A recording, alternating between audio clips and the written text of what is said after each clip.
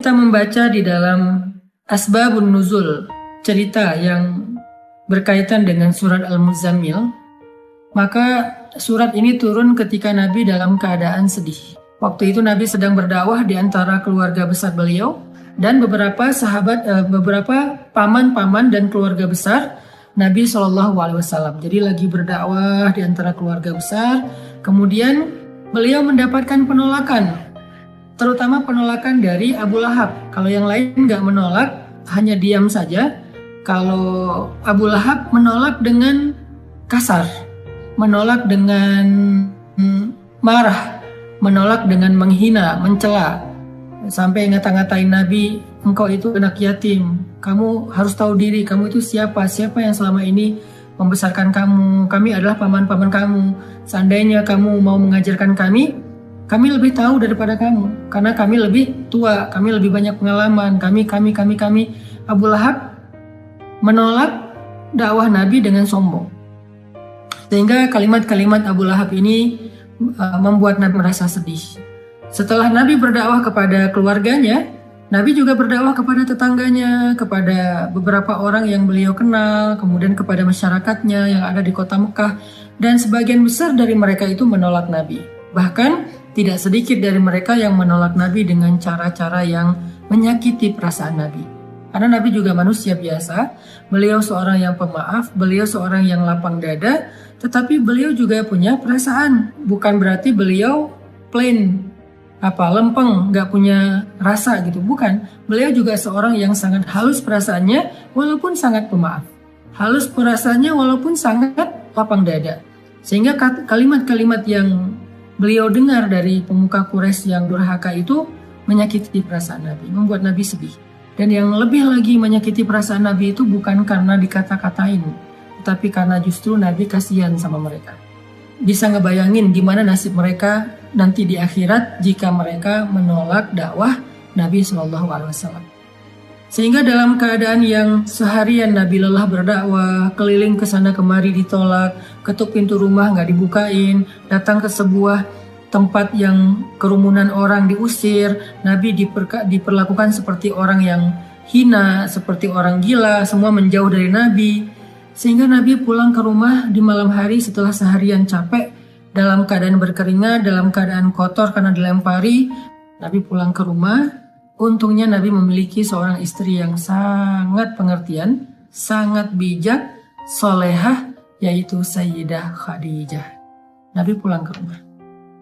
Dibukain pintu rumahnya oleh Sayyidah Khadijah, dan Khadijah paham betul keadaan Nabi, sehingga ketika Nabi sampai di rumah, Khadijah mempersiapkan kebutuhan Nabi, makan malamnya, kemudian Nabi mandi dulu biar seger. Setelah mandi Nabi makan, kemudian setelah itu Nabi bercerita kepada Khadijah, Khadijah hari ini aku keliling tetapi diusir, Khadijah begini, Khadijah begitu. Nabi curhat kepada Khadijah. Khadijah itu tahu betul keluh kesah Nabi dalam perjalanan, dalam perjuangan dakwah yang luar biasa. Khadijah tahu betul perjuangan yang gak mudah. Dan Khadijah mencoba untuk menghibur Nabi semampu Khadijah.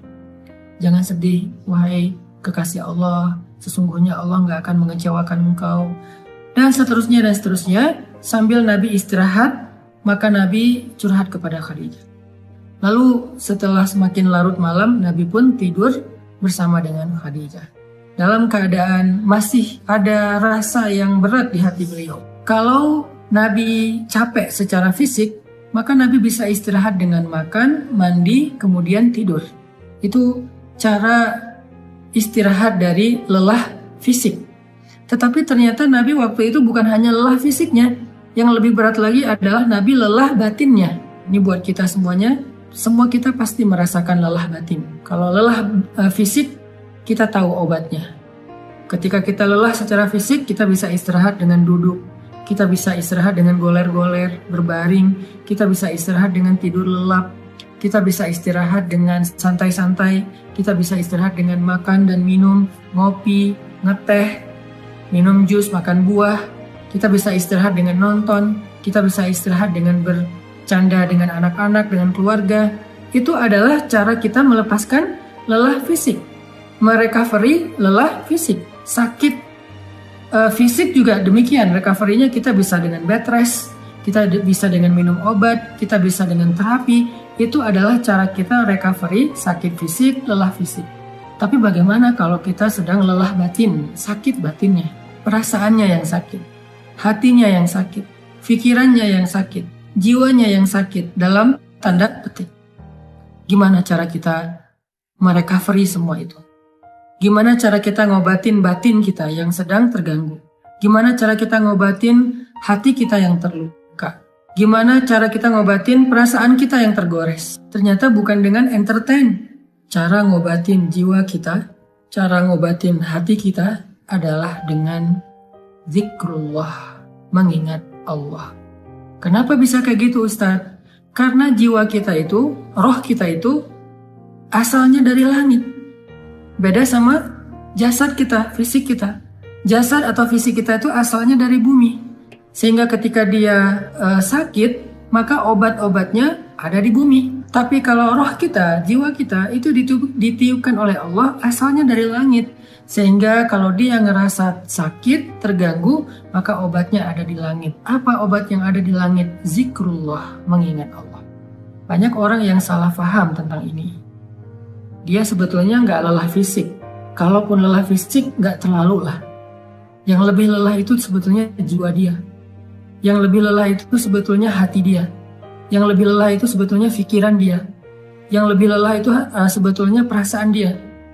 Maka dalam kelelahan seperti itu, dia mencoba untuk merecovery-nya dengan cara jalan-jalan, dengan cara nonton, dengan cara entertain, dengan cara goler-goler, dengan cara tidur lelap dari pagi sampai sore, malam sampai pagi lagi. Dia pikir dengan begitu dia bisa melupakan rasa sakit hatinya. Ternyata setelah dia melakukan itu, lelahnya gak hilang. Beban di hatinya itu gak menjadi ringan. Luka di perasaannya itu gak menjadi sembuh. Kenapa? Karena dia bukan sedang lelah fisik. Dia bukan sedang capek secara fisik. Dia bukan sedang sakit secara fisik. Dan itulah yang terjadi kepada Nabi SAW. Sehingga ketika Nabi pulang ke rumah, Nabi capek. Tapi yang lebih capek lagi perasaan dan hati beliau. Nabi istirahat bersama dengan Khadijah. Khadijah menyiapkan air hangat. Nabi makan bersama dengan Khadijah. Nabi curhat sedikit kepada Khadijah. Setelah itu Nabi tidur. Karena Nabi berharap dengan tidur, beliau bisa merecovery lelahnya beliau. Ternyata Allah tahu. Nabi bukan hanya butuh tidur. Ya, seseorang butuh tidur untuk recovery lelah fisiknya. Tetapi bukan hanya fisiknya yang lelah. Nabi juga merasakan lelah yang luar biasa hatinya. فَلَعَلَّكَ بَاخِعٌ نَفْسَكَ عَلَىٰ آثَارِهِمْ فَلَعَلَّكَ بَاخِعٌ نَفْسَكَ عَلَىٰ آثَارِهِمْ إِن لَّمْ يُؤْمِنُوا بِهَٰذَا الْحَدِيثِ أَسَفًا. Kata Allah di surat Al-Kahfi. Hampir saja engkau mencelakai dirimu sendiri. Hampir saja engkau mencelakai dirimu sendiri. Karena merasa berat terhadap pengingkaran mereka. Merasa berat terhadap kedurhakaan mereka, merasa berat terhadap kekufuran mereka, hampir saja engkau mencelakai dirimu sendiri. Hampir saja engkau membebani perasaanmu sendiri. Itu yang dirasakan Nabi. Nabi sangat terbeban. Bukan terbeban secara subjektif perasaan pribadi beliau, bukan. Beliau itu terlalu menginginkan hidayah kepada umatnya. Beliau itu akan sangat sedih kalau ada yang menolak dakwah beliau. Bukan karena pribadinya, tetapi karena kasihan kepada mereka. Allah tahu Nabi sedang merasakan itu. Sehingga ketika Nabi tertidur, terlelap, Muzammil itu sebuah kiasan bahwa Nabi itu tidur lelap. Dalam bahasa Arab, orang kalau tidur lelap itu diistilahkan dengan berselimut. Walaupun bisa juga bermakna memang Nabi memakai selimut, tetapi Al-Quran lebih dalam dari itu.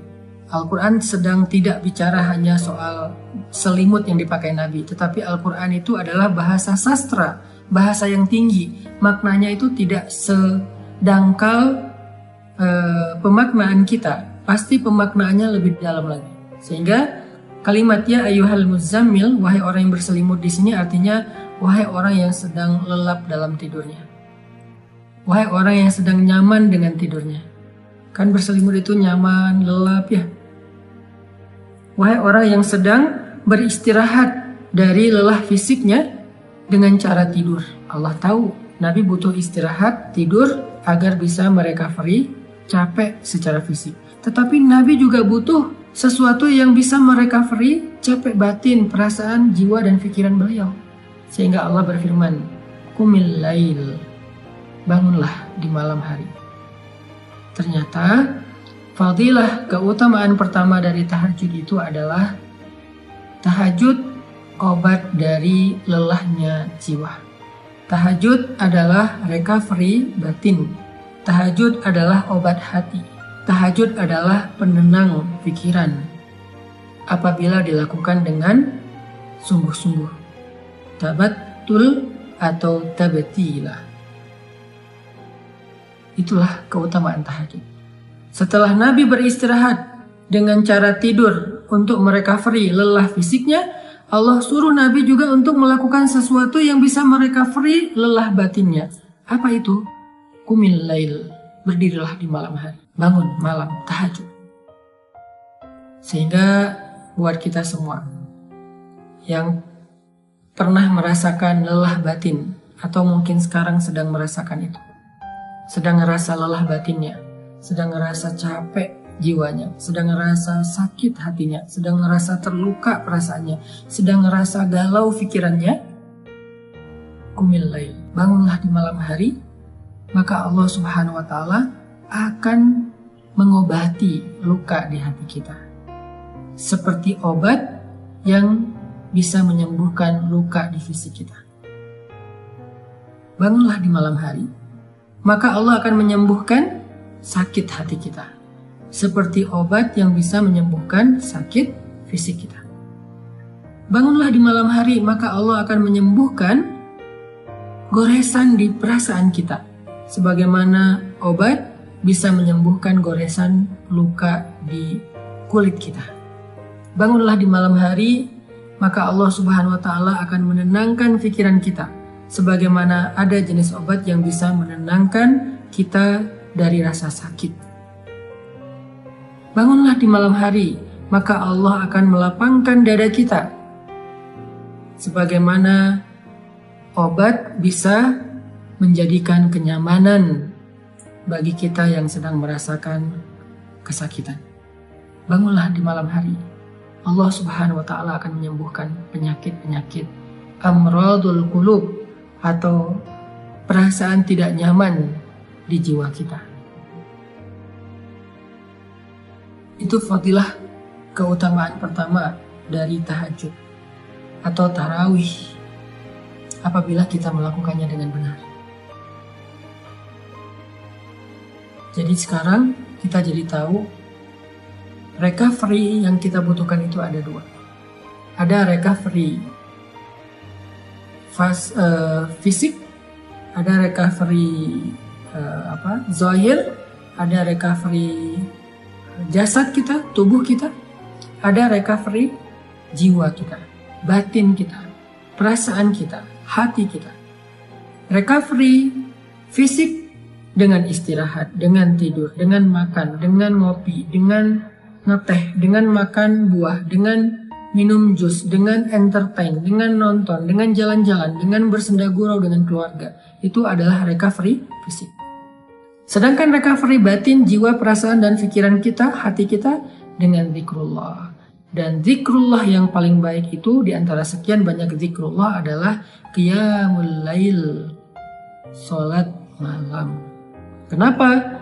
Jawabannya ada di ayat ke-6, inna nasyi'atal lail asyaddu wat'an wa aqwamu qila. Karena malam hari itu lebih menenangkan buat kita dan lebih mudah untuk khusyuk. Itu fadilah pertama dari tahajud atau qiyamul lail atau